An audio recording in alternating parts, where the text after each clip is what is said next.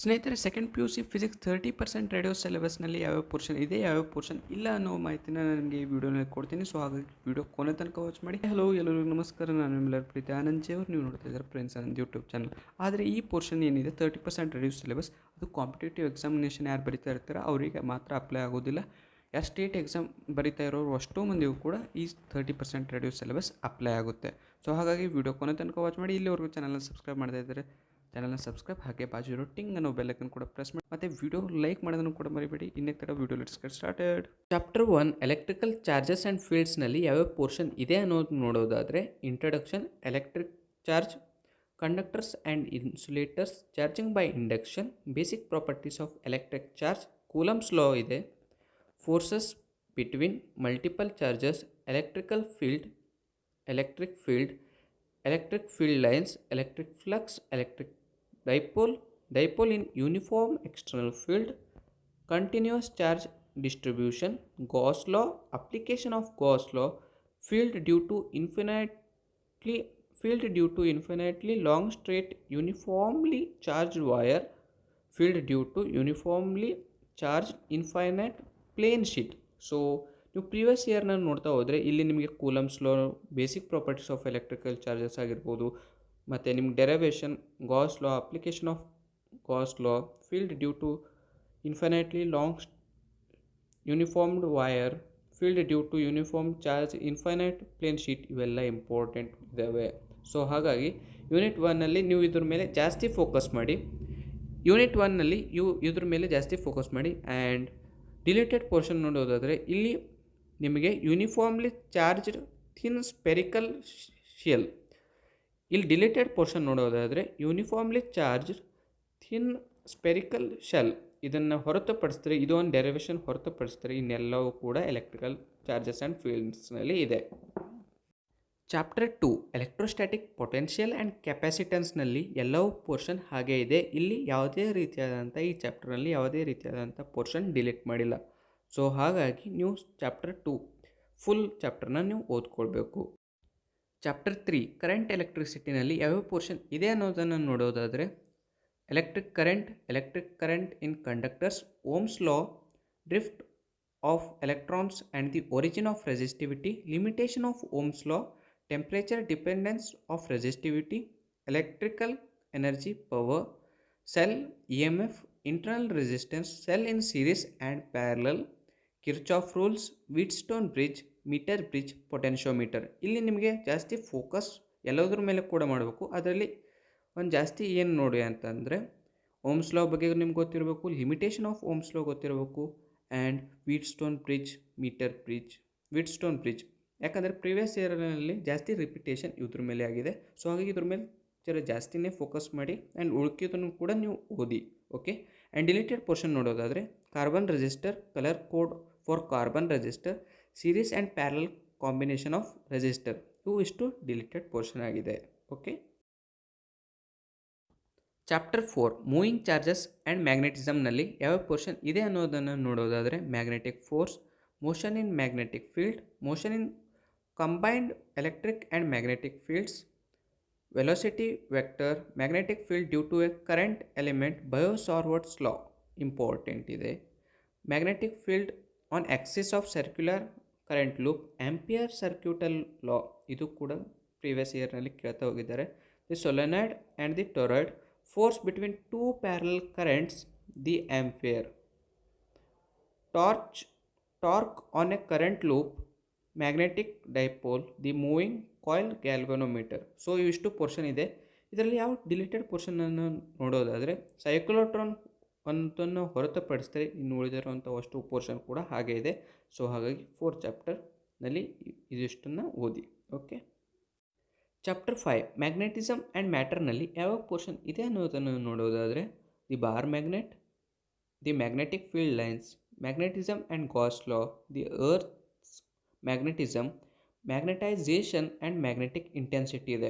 Deleted ಪೋರ್ಷನ್ನಲ್ಲಿ ಈ ವರ್ಷ ಏನು ಡಿಲೀಟೆಡ್ ಪೋರ್ಷನ್ 30% ರೆಡ್ಯೂಸ್ ಸಿಲೆಬಸ್ನಲ್ಲಿ ಪ್ಯಾರಾಮ್ಯಾಗ್ನೆಟಿಸಮ್, ಡಯೋಮ್ಯಾಗ್ನೆಟಿಸಮ್, ಫೆರೋಮ್ಯಾಗ್ನೆಟಿಸಮ್, ಸೊ ಇವಿಷ್ಟು ಪ್ರೀವಿಯಸ್ ಇಯರ್ನ ಕೇಳ್ತಾ ಇದ್ರು.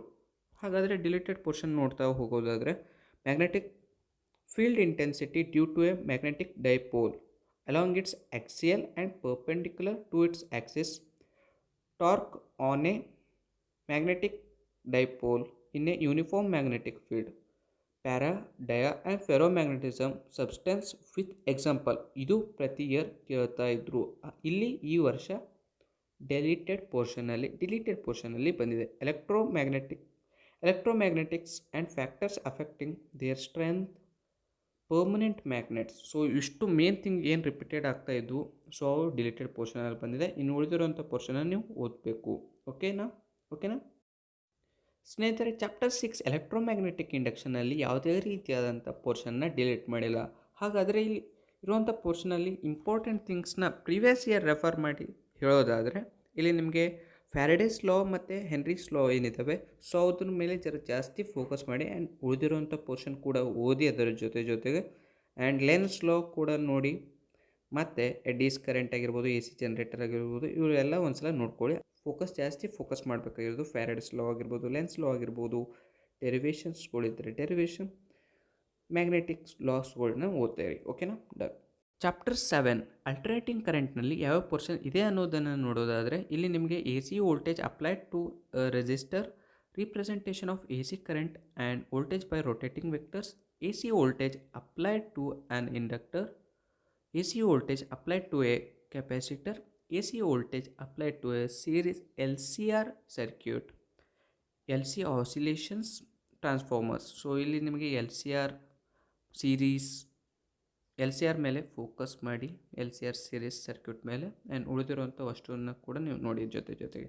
ಮತ್ತು ಡಿಲೀಟೆಡ್ ಪೋರ್ಷನ್ನ ನೋಡೋದಾದರೆ, ಪವರ್ ಫ್ಯಾಕ್ಟರ್ಸ್, ವಾಟ್ಸ್ ಕರೆಂಟ್, ಇದು ಒಂದೇ ಡಿಲೀಟೆಡ್ ಆಗಿದೆ ಚಾಪ್ಟರ್ 7ನಲ್ಲಿ. ಚಾಪ್ಟರ್ 8 ಎಲೆಕ್ಟ್ರೋಮ್ಯಾಗ್ನೆಟಿಕ್ ವೇವ್ಸ್ನಲ್ಲಿ ಯಾವ ಪೋರ್ಷನ್ ಇದೆ ಅನ್ನೋದನ್ನು ನೋಡೋದಾದರೆ, ಎಲೆಕ್ಟ್ರೋಮ್ಯಾಗ್ನೆಟಿಕ್ ವೇವ್ಸ್, ಎಲೆಕ್ಟ್ರೋಮ್ಯಾಗ್ನೆಟಿಕ್ ಸ್ಪೆಕ್ಟ್ರಮ್, ಇವೆರಡೇ ಇದ್ದಾವೆ. ಆ್ಯಂಡ್ ಡಿಲೀಟೆಡ್ ಪೋರ್ಷನ್ನಲ್ಲಿ ನೋಡೋದಾದರೆ, basic idea of displacement current ಮಾತ್ರ ಡಿಲೀಟೆಡ್ ಆಗಿದೆ ಚಾಪ್ಟರ್ 8ನಲ್ಲಿ. Chapter 9 ray optics and optical ಇನ್ಸ್ಟ್ರೂಮೆಂಟ್ಸ್ನಲ್ಲಿ ಯಾವ ಪೋರ್ಷನ್ ಇದೆ ಅನ್ನೋದನ್ನು ನೋಡೋದಾದರೆ, refraction, total internal refraction at spherical surfaces and by lenses, refraction through a prism, some natural phenomena due to sunlight, the rainbow, optical instruments except resolving power microscope and astronomical telescope. So resolving power ಏನಿದೆ optical ಇನ್ಸ್ಟ್ರೂಮೆಂಟ್ನಲ್ಲಿ, ಅದನ್ನು ಹೊರತುಪಡಿಸಿ ಇನ್ನು ನೀವು optical ಇನ್ಸ್ಟ್ರೂಮೆಂಟ್ನ ಓದ್ಬೋದು. And deleted ಪೋರ್ಷನನ್ನು ನಾವು ನೋಡೋದಾದರೆ, reflection of A light, spherical mirror formula, ಇದು ಕೂಡ ಡಿಲೀಟೆಡ್ ಆಗಿದೆ. ಸ್ಕ್ಯಾಟ್ರಿಂಗ್ ಆಫ್ ಲೈಟ್,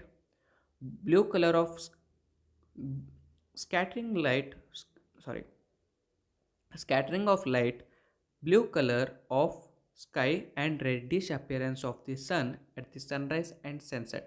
ಸೊ ಇದು ಕೇಳ್ತಾ ಇದ್ರು, ಆದರೆ ಡಿಲೀಟೆಡ್ ಪೋರ್ಷನಲ್ಲಿ ಇದು ಕೂಡ ಇದೆ. ಸೊ ಇದು ಇಷ್ಟಾಗಿತ್ತು ಚಾಪ್ಟರ್ 9. ಚಾಪ್ಟರ್ 10 ವೇವ್ ಆಪ್ಟಿಕ್ಸ್ನಲ್ಲಿ ಯಾವ ಪೋರ್ಷನ್ ಇದೆ ಅನ್ನೋದನ್ನು ನೋಡೋದಾದರೆ, Huygens principle, refraction and reflection of plane waves using Huygens principle, coherent and incoherent additional of waves, interference of light waves, and Young's experiment, diffraction, seeing the single slit diffraction pattern, the validity of ray optics. Deleted portion ಯಾವುದನ್ನು ನೋಡೋದಾದರೆ, resolving power of microscope and astronomical telescope, polarisation, plane polarised light, Brewster law, uses of plane polarised light and polaroids. So ಇಷ್ಟು portion deleted ಆಗಿದೆ.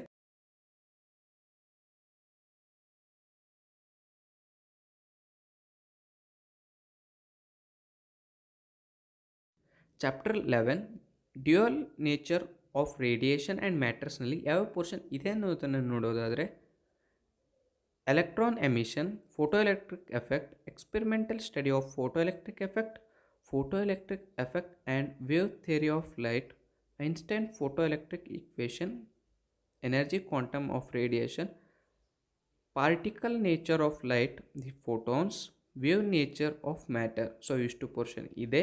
Deleted ಪೋರ್ಷನ್ನಲ್ಲಿ Davisson Germer experiment. So ಈ ಒಂದು experiment ಮಾತ್ರ remove ಮಾಡಲಾಗಿದೆ chapter 11ಇಂದ.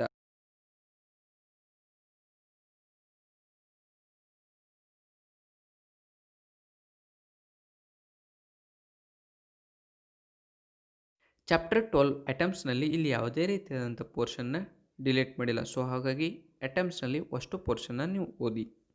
Chapter 13 ನ್ಯೂಕ್ಲಿಯರ್ನಲ್ಲಿ ಯಾವ portion ಇದೆ ಅನ್ನೋದನ್ನು ನೋಡೋದಾದರೆ, atomic masses and composition of nucleus, size of the nucleus, mass energy and nuclear binding energy. ಇದರಲ್ಲಿ except binding energy per nucleon and its variation with mass number. ಇದು mass energy and nuclear binding ಎನರ್ಜಿನಲ್ಲಿ ಇದನ್ನಿಷ್ಟನ್ನು exception ಮಾಡಿದ್ದಾರೆ. Nuclear force and nuclear energy ಇಷ್ಟು portion ಇದೆ. Deleted portion ಯಾವುದಿದೆ ಅನ್ನೋದನ್ನು ನೋಡೋದಾದರೆ, radioactivity, alpha, beta, gamma particle are rays and their properties, radioactive decay law, half life and mean life. So ಇದು ಇಷ್ಟು ಡೆರಿವೇಷನಲ್ಲಿ ಕೇಳ್ತಾ ಇದ್ರು, ಆದರೆ ಈ ವರ್ಷ 30% ರೇಡಿಯೋ ಸಿಲೆಬಸ್ನಲ್ಲಿ ಡಿಲೇಟೆಡ್ ಆಗಿದೆ. Binding energy per nucleon and its variation with mass number ಕೂಡ ಡಿಲೀಟೆಡ್ ಆಗಿದೆ. ಚಾಪ್ಟರ್ 14 ಸೆಮಿಕಂಡಕ್ಟರ್ಸ್ನಲ್ಲಿ ಯಾವ ಪೋರ್ಷನ್ ಇದೆ ಅನ್ನೋದನ್ನು ನೋಡೋದಾದರೆ, classification of metals, conductors and semiconductors.